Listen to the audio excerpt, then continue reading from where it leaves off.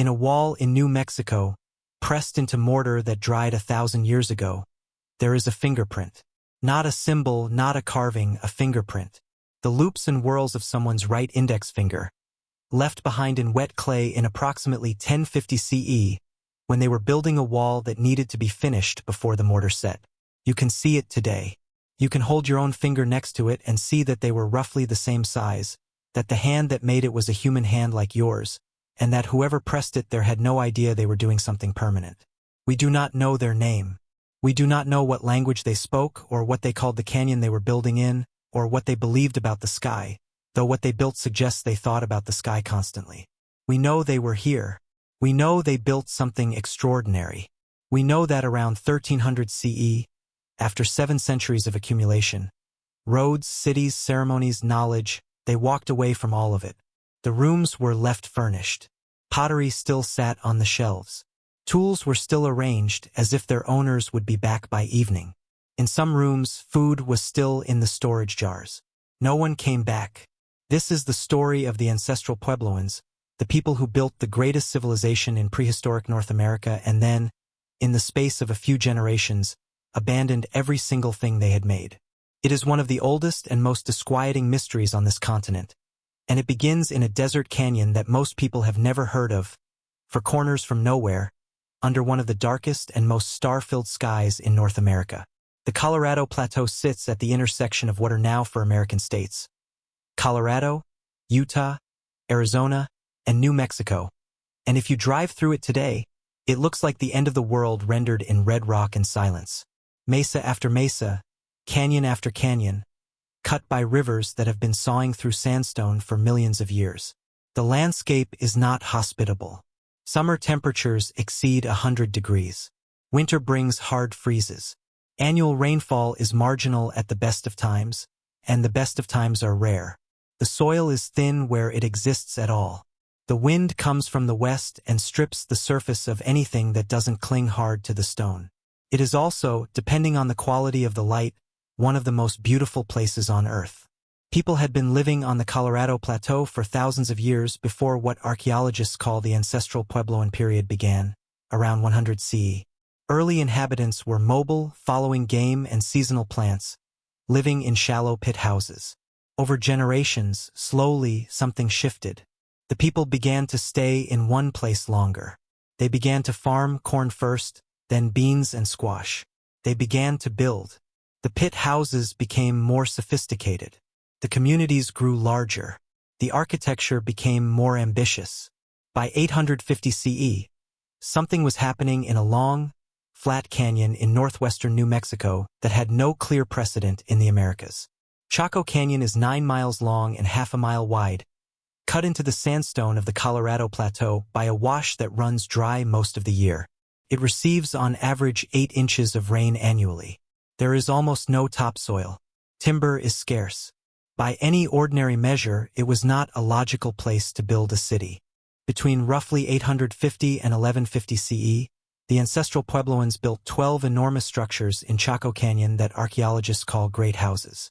The largest of them, Pueblo Bonito, contained more than 600 rooms across 5 stories, arranged around a central plaza in a precise D-shaped plan. It required 30,000 tons of shaped sandstone and more than 200,000 wooden beams hauled from forests 50 to 70 miles away, because there were no suitable trees anywhere near Chaco Canyon itself. The construction was meticulous. The walls were built with a rubble core faced with carefully shaped stone in patterns that still draw admiration from architects who study them today. Pueblo Bonito was one of the largest buildings in North America until the 19th century. It was almost certainly not primarily a place where people lived. The residential capacity of the great houses, based on the number of hearths and sleeping rooms, was far smaller than the total volume of the structures would suggest. There were hundreds of storage rooms. There were enormous circular underground chambers called kivas, some 60 feet in diameter, with acoustic properties that amplified sound in ways that seemed deliberate. A whisper from the right position in a great kiva carries to the far wall with uncanny clarity. There were spaces that served no obvious domestic function.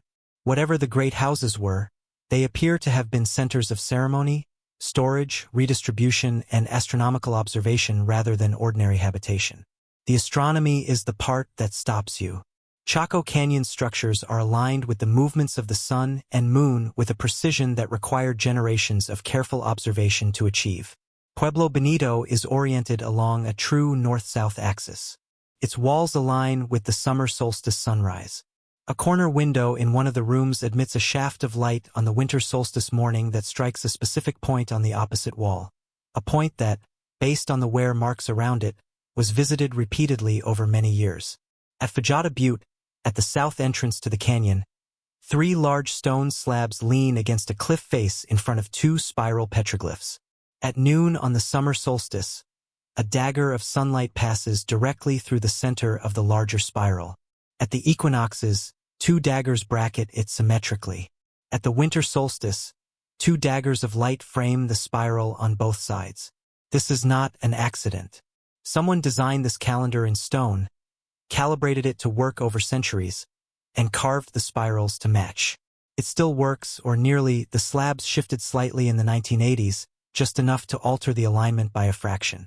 Whoever built this was watching the sky for reasons that mattered enormously to them. And then there are the roads.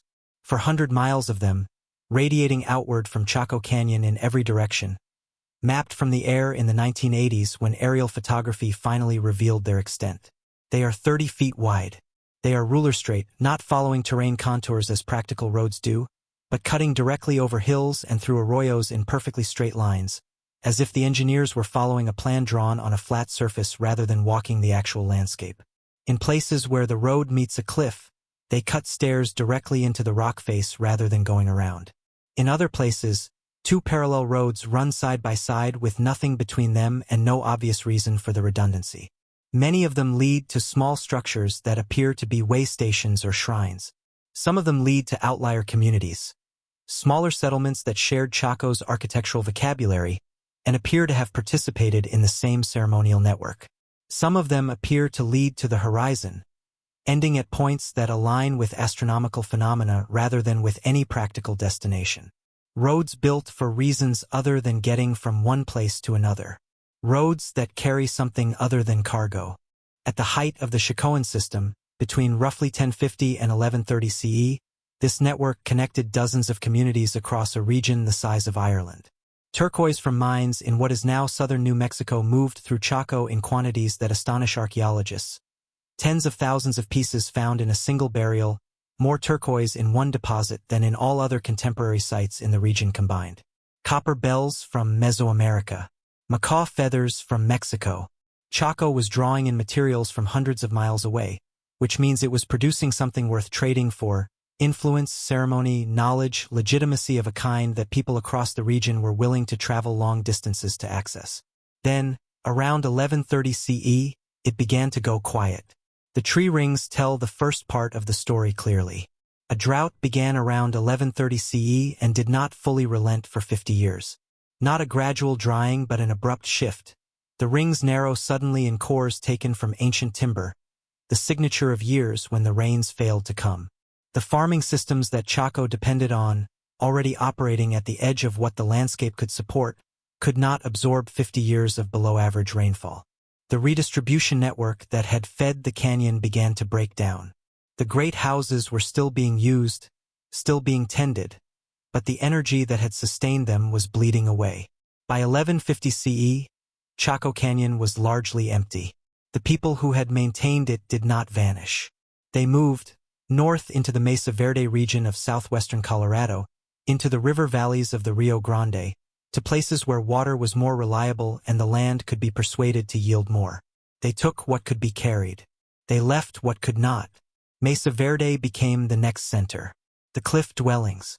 If Chaco Canyon impresses by its scale and its sophistication, the cliff dwellings of Mesa Verde stop you by their location. They are built into natural alcoves in the cliff faces, some of them hundreds of feet above the canyon floor, accessible only by hand, and toeholds carved into the vertical rock face. Cliff Palace, the largest of them, contained 150 rooms and 23 kivas and housed perhaps 100 people in a space carved by a natural overhang in the sandstone. To approach it from below is to watch it emerge slowly from the cliff. A city growing out of the rock itself, its walls the same color as the stone they're built against, so well camouflaged that you can stand in the canyon and not see it until you know exactly where to look. The question of why people moved into the cliffs has been debated for more than a century. The most practical answer is defense. The cliff dwellings are extraordinarily difficult to attack. You cannot approach them without being seen from a long distance. The single access point can be controlled by a very small number of defenders. If the late 1100s and 1200s were a time of increasing competition for resources, drought reducing the land's ability to support the population that had built up during the Chacoan period, then moving into a defensible position makes a hard and specific kind of sense.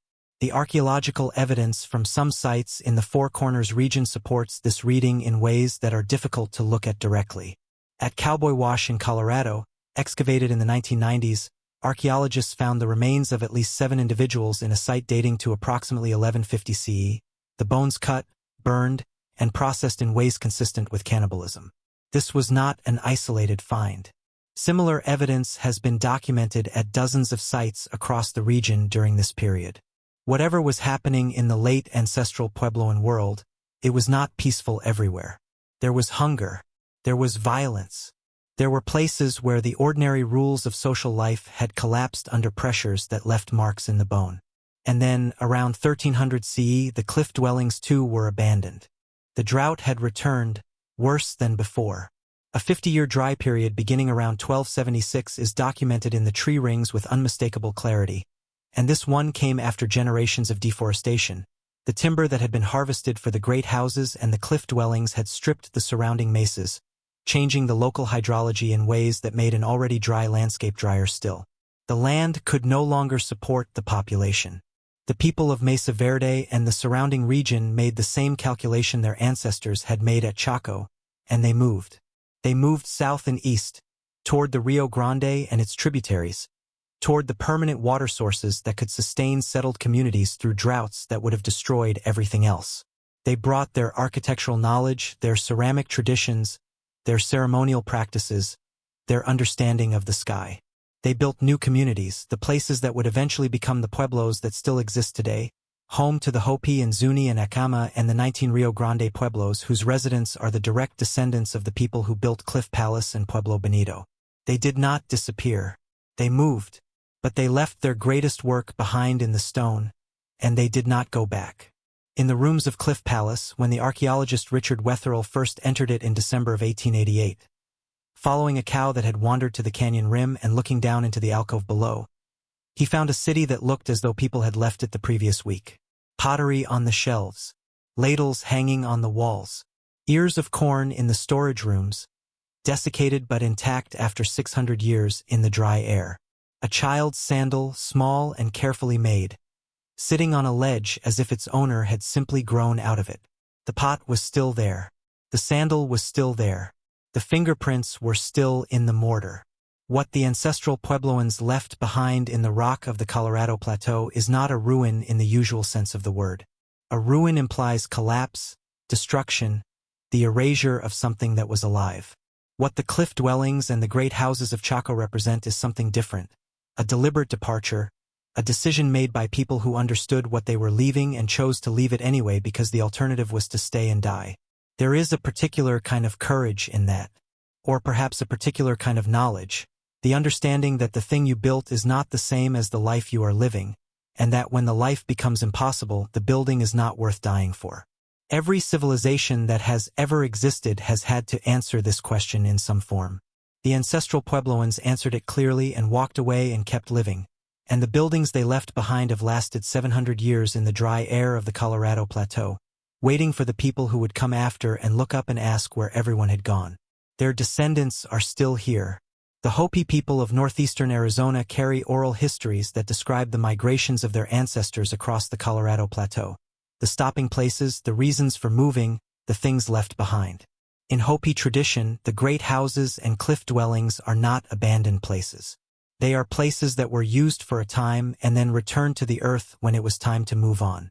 The concept of permanent settlement, of building something and staying in it forever, is not the only way to relate to a landscape. Some peoples have always understood the land as something to be moved through as well as lived in, and the marks they leave are meant to tell those who come after. We were here, we understood this place, we moved on. Mesa Verde National Park receives about 650,000 visitors a year. They stand at the canyon rim and look down at the cliff dwellings emerging from the stone, and they ask the same question visitors have been asking since Wetherell climbed down into Cliff Palace in 1888. Why did they leave? The answer is in the tree rings and in the soil chemistry and in the bones from Cowboy Wash and in the distribution maps of the Great Chicoan Roads. The answer is drought and deforestation and competition and violence and the accumulated pressure of too many people in too thin a landscape over too many generations. The answer is the same answer it has always been when civilizations abandon their greatest achievements. The world changed and the buildings could not change with it, and the people were wiser than the buildings. The child's sandal is in a museum now. The fingerprint is still in the wall. Let that stay with you as the dark comes in.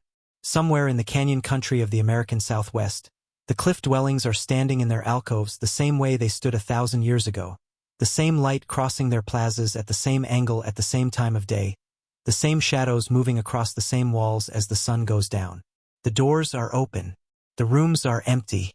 The pottery left on the shelves has been taken now, cataloged and stored in climate-controlled vaults, but the shelves are still there and the walls and the stairs cut into the stone, and the handprints left in the plaster by the people who smoothed it. Somewhere the descendants of those people are watching the same sky their ancestors charted with such care, the same sun crossing the same horizon, the same stars appearing at the same moments they always have. The knowledge was not lost. It was carried. Tonight, in the dry air over the Colorado Plateau, the stars are very close. Let your mind go there, to the rock and the silence and the rooms that are waiting, the way old places wait, for someone to come back and remember what happened inside them. Let your mind go quiet there. Rest tonight in the oldest American dark.